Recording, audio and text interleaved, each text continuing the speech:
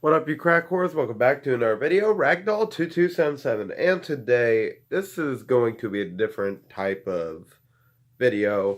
Basically, I want to take a look inside my mind for a second, because I know I tell my thought process a lot, which kind of makes me different from the other people, but I was like, hey, why not discuss, like, why I have these type of thought processes, like, how do I think?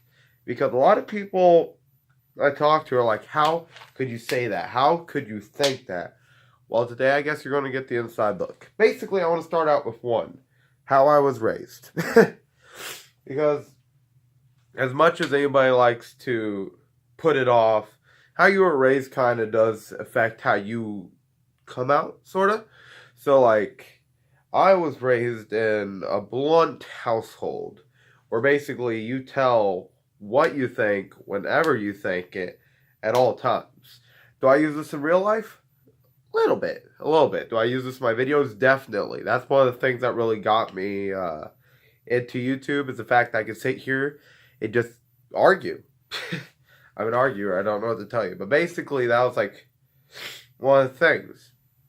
So basically, my thought processes are like, boom, right there. I'm used to hearing everybody's opinions, so I don't really get as offended that easily. Which is why I'll use words like retarded and fuck shit like that. Because I don't get offended that easy, and my channel are for people who don't get offended that easy. Which is why I'll talk about subjects that are triggering like feminism, race, or even our fucking standing president. Which I think I might have done a video on, I'm not quite sure. Anyway, which kind of helps how I think in the long run, because a lot of people have these things where they don't want to offend people and they filter everything because if they hear the word retarded, it scares them. Or if they hear fag or if they hear something like that, it always gets inside their head. And to me, it doesn't, which kind of affects my thought process and how I look at like views and stuff.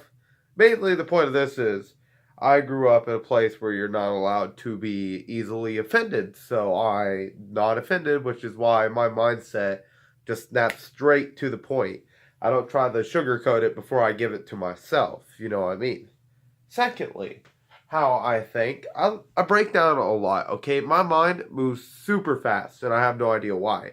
But it jumbles. It jumbles so fucking much.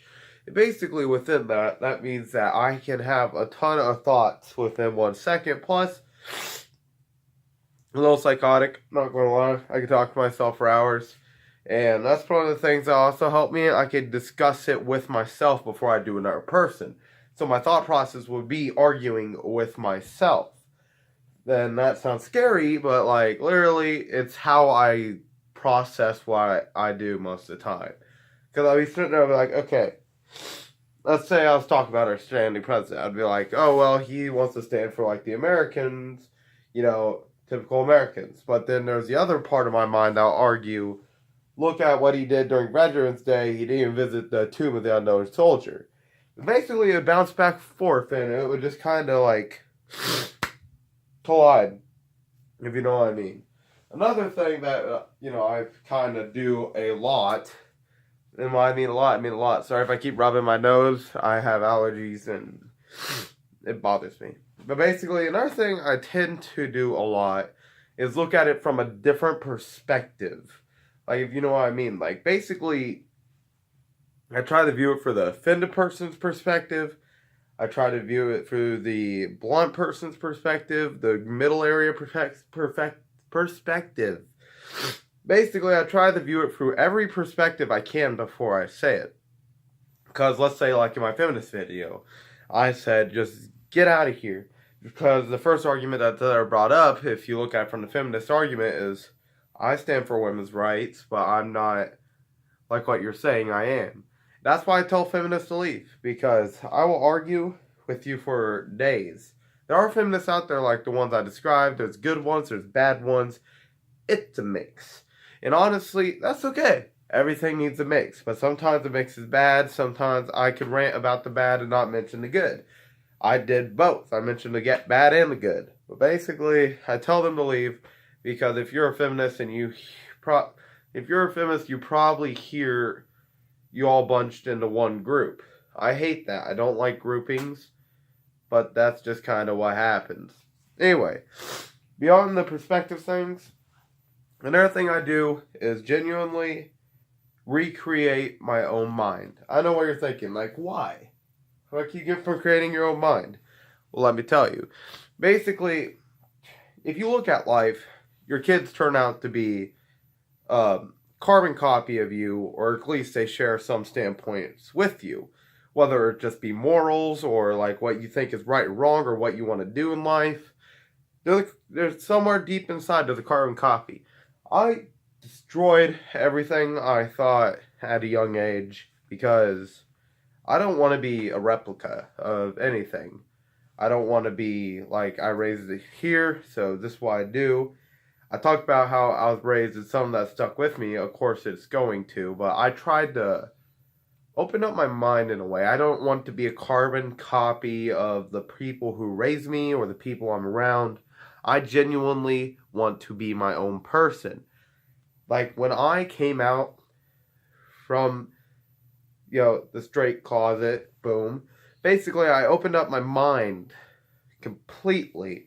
Because if I was like how everybody around me was and how I was like in my environment wise, I would have been like, oh, I'm straight, I fucking hate gays and all that. But I didn't. I opened my mind and I got to see deep inside. I want to be me. I want to be my own person. No carbon copies in this bitch. None. Another thing that I, kind of used during my thought process is, one, I look at other people. I look at a ton of other people's arguments. So I recommend you do this especially because I don't know everything about every argument. Believe it or not, a guy who argues online for views, doesn't know everything about an argument. And that's fair. That's why I watch Ben Shapiro. That's why I watch Yaoi Zongni. Whatever his last name is, I can't ever remember. It's why I watch the feminist sides.